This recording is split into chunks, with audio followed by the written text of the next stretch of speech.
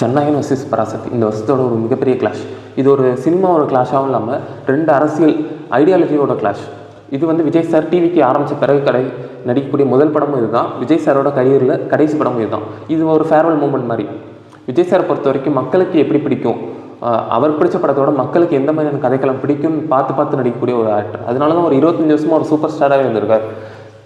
ஆனால் ஜனநாயகன் பொறுத்த வரைக்கும் பராசக்தியால் எந்த விதத்துலையும் கலெக்ஷன் குறைய போகிறது கிடையாது. வினோத்தை பொறுத்த வரைக்கும் ஒரு கமர்ஷியலுக்குள்ளே ஒரு அரசியலை நேர்த்தியாக கையாளக்கூடியவர். திறன் அதிகாரம் ஒன்றாக இருக்கட்டும், சதுரங்க வேட்டையாக இருக்கட்டும், ஒரு பக்கா கமர்ஷியல் படம். ஆனால் அதுக்குள்ளே ஒரு ஆர்டிஸ்டிக்கான மூமெண்ட்டாக கொஞ்சம் வச்சுட்டே தான் இருந்திருப்பார். இதுக்கு முன்னாடி வரைக்கும் அவரோட ஐடியாலஜியை மேடைகளில் மட்டும்தான் பேசிட்டு இருந்தால் விஜய் சார். ஒரு கலை ரீதியாக அந்த டிவிக்கோட ஐடியாலஜியும் பேசக்கூடிய ஒரு படம் தான் ஜனநாயகனை பொறுத்த வரைக்கும். இது ஒரு ரீமேக் படம்னு சொல்கிறாங்க, பகவத் கேசரியோட படத்தோட ரீமேக் படம். ஆனால் அந்த படம் ஒரு பெண்களுக்கான கருத்தியலை பேசக்கூடிய ஒரு படம் தான். அதேமாதிரி மேபி இந்த படமும் ஒரு பெண்களுக்கான அரசியலோ இல்லை கருத்தியலோ பேசக்கூடிய ஒரு படமாக கூட இருக்கலாம். அந்த டிவிக்கு போஸ்ட்டில் வேலுநாச்சியர் வச்சுருப்பார், அதை ரெப்ரசன்ட் பண்ணக்கூடிய ஒரு கதைக்களமாக கூட இருக்கலாம். இது கலை தழுவிய ஒரு அரசியல், ஒரு ஃபுல் அண்ட் ஃபுல் ஒரு ஆர்ட் படத்தில் கொஞ்சம் அவரோட அரசியலை பேஸ் பண்ண ஒரு திரைப்படம் தான் இது. எஸ்கேக்கும் விஜய் சாருக்கு இதுக்கு முன்னாடி கிளாஸ் நடந்தது கிடையாது. இதுக்கு முன்னாடி அந்த படம் கோட் படமும் இதுக்கு முன்னாடி கடைசி படம்னு சொன்னாங்க. அப்போ எஸ்கே ஒரு கேமியா கொடுத்துருந்தாரு விஜய் சார். இதுக்கு முன்னாடி தலைவா படத்தோட சின்ன சர்க்கிள் அப்போ தான் எஸ்கே அவர்களில் பெரிய எழுச்சி இருந்துச்சு. அந்த டயத்தில் வருத்தப்பட வாலிபர் சங்கம் ஒரு மிகப்பெரிய கம்பேக் அண்ட் கலெக்ஷனை கொடுத்துச்சு. எதிர்நீச்சலும் ஒரு ஹிட்டு, அதுக்கடுத்து ஒரு தொடர்ந்து 2 ஹிட்டு பெரிய பிளாக் பஸ்ட் கொடுத்து. பராசக்தி பொறுத்த வரைக்கும் முழுக்க பொலிட்டிக்கல் ஐடியாலஜி பேசக்கூடிய ஒரு ஆர்ட் ஃபார்ம் தான். இதுக்கு முன்னாடி இந்த பராசக்தியும் சரி, இப்போ இருக்க பராசக்தியும் அதே மாதிரியான ஒரு கதைக்களத்தை கொண்டது தான். பராசக்தியில் முதல் நடித்தது சூர்யா விலகினது பிறகு எஸ்கே வராரு. இதை பராசக்தியோட கதைக்களம் பார்த்திங்கன்னா 1965 மதுரையில் நடக்கக்கூடிய ஒரு கதைக்களம் தான். ராஜசேகரன் ஒருத்தர் 1947 பிறந்திருக்காரு காரைக்குடியில். அவர் மதுரையில் செந்தமிழ் கல்லூரியில் படிக்கணும்னு ஆசைப்பட்டு வராரு. பட் சீட்டு கிடைக்கல. அண்ணா பல்கலைக்கழகத்தில் போய் படிக்கிறாரு. ஜனவரி 26 ஒரு ப்ரொட்டஸ்ட் நடக்கிறாங்க.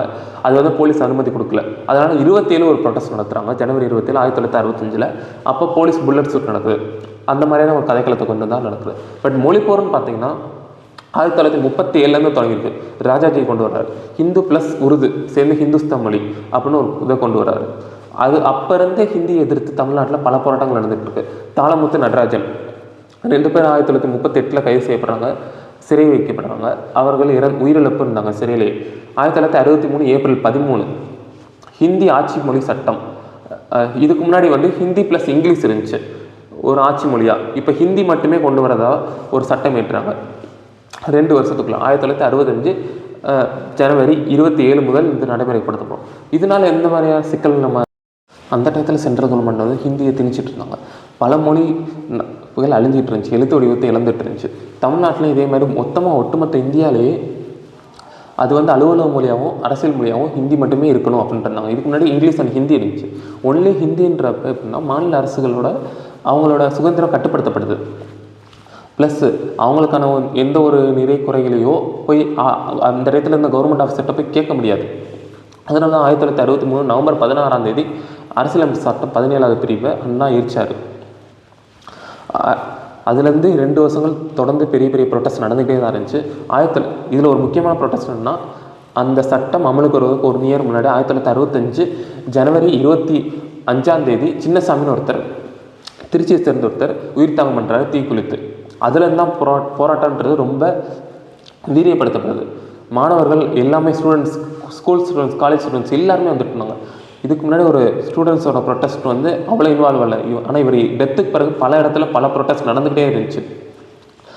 அதில் ஒரு முக்கியமாக இருக்கக்கூடிய ராஜசேகர் அவரோட ப்ரொட்டஸ்ட்டை பற்றின ஒரு கதை தழுவல் தான் இந்த பராசக்தி திரைப்படம். அந்த டயத்தில் வேறு ஸ்டேட்லேருந்து போலீஸ் கொண்டு வந்தாங்க. 500 மிலிட்ரி பீப்புள்ஸை கொண்டு ஆர்மியில் கொண்டு வந்தாங்க. 1965 பிப்ரவரி மாதத்துக்குள்ளே ஒரு 25 ஸ்டூடெண்ட்ஸ் சுட்டுக் கொல்லப்பட்டாங்க. அப்போ டிஎம்கேன்றது ஒரு மிகப்பெரிய எதிர்கட்சியாக இருந்துச்சு. அதுக்கடுத்து மார்ச் 17 வாபஸ் வாங்குறாங்க சென்ட்ரல் கவர்மெண்ட். இனிமேல் ஹிந்தி மட்டுமே கிடையாது, ஹிந்தி அண்ட் இங்கிலீஷும் சேர்ந்தே இருக்கட்டும் அப்படின்னு. அதுக்கடுத்து இன்ன வரைக்குமே அந்த ஹிந்தி எதிர்ப்பு போராட்டம் இங்கே நடந்துட்டு தான் இருக்குது. ஏதோ ஒரு மறைமுகமாகவோ இல்லை மும்மொழி கொள்கை மூலமாக ஏதோ ஒன்று. பட் இந்த ஸ்டோரின்றது இதோட பேஸ் பண்ண ஒரு கதைக்களம் தான் பராசக்தியோட திரைப்படம். ஆனால் அதில் சுட்டிருந்த ராஜேந்திரன் நெத்திப்பொட்டில் புல்லட்டால் சுடப்பட்டார். அவங்க அப்பாவும் ஒரு போலீஸ்கார் தான். சுதா கொங்கராவை பொறுத்த வரைக்கும் ஒரு தத்ரூபமாக உயிரோட்டமான திரைப்படத்தை எடுக்கக்கூடியவர்கள் தான். இதுக்கு முன்னாடி இந்த சூதரை போட்டராக இருக்கட்டும், அதிலே நம்ம பார்த்துருப்போம். ஒரு உண்மைக்கு மிக நெருக்கத்தில் ஒரு மிகப்பெரிய அரசியலை பேசியிருக்கான்.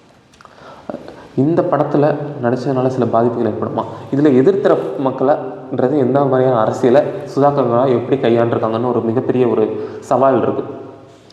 ஒருத்தவங்களை கொல்கிற அளவுக்குன்னா அவங்களுக்கான அரசியல் அழுத்தங்கள், நம்ம போலீஸ்காரங்க தான், அவங்களுக்கான அரசியல் அழுத்தங்கள் எப்படி இருந்துச்சு, அந்த காலத்தில் இருந்த அரசியல்வாதிகளோட நிலைப்பாடு எப்படி இருந்துச்சு.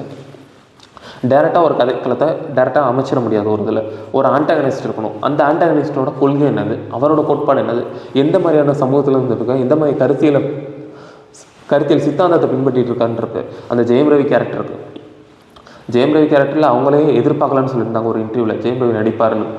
அவ்வளோ ஒரு கதைக்களம் எழுதியிருந்தால் தான் அப்படி ஒரு கேரக்டர் அமைச்சிருக்க முடியும், இவ்வளோ தூரம் கொண்டு வந்திருக்க முடியும். அது இந்த சமூகத்தில் இப்போ இருக்க ஜென்ரேஷனில் எந்த மாதிரி ரிஃப்ளெக்ட் ஆகுது. இது சூர்யா சார் விலகினது கூட சில பேர் என்ன சொல்கிறாங்க, ஹிந்தி திணிப்புன்றப்ப, ஹிந்தி எதிர்ப்புன்றப்ப அங்கே நம்ம படம் ஓடாது அப்படின்ற மாதிரி நினச்சிருந்தோம். ஆனால் சிவகார்த்திகேயன் இது தைரியமாக எடுத்து நடிச்சிட்டு இருக்காரு. கலையும் அரசியலையும் கலைக்கானதே இருந்தால் சஸ்டெயின் பண்ணியிருக்கவே முடியாது. கலையும் அரசியலும் சேர்ந்தனால தான் இவ்வளோ நாள் அந்த கலைன்றது ஒரு சஸ்டெயின் ஆகிட்டே தான் இருந்திருக்கு. இந்த தடவை அப்படி தான் கலை தழுவிய அரசியல் ஜனநாயகன், அரசியல் தழுவிய கலை Parasakthi. It's both art and but commercially success ஆகும் நம்புவோம். பராசக்தி வெர்சஸ் ஜனநாயகன் ரெண்டு படத்துமே ஒரு எலெக்ஷன் கம்பெயினாக பார்க்குறாங்க. பட் அது அப்படி கிடையாது. விஜய் சார் கடைசியாக ரசிகர்களுக்கு ஒரு என்டர்டெயின்மெண்ட் படம், ஒரு ஃபுல் அண்ட் ஃபுல் என்டர்டெயின் கொடுக்கணும், அதில் கொஞ்சம் அரசியல் பேசியிருக்காங்க, அவ்வளோதான். இது மக்களோட உணர்வு, நம்ம கடந்த காலத்தோட ஒரு உணர்வு, ப்ளஸ் பல இடங்களில் ஸ்டூடெண்ட்ஸ் ப்ரொட்டஸ்ட் நடந்துட்டு தான் இருந்திருக்கு.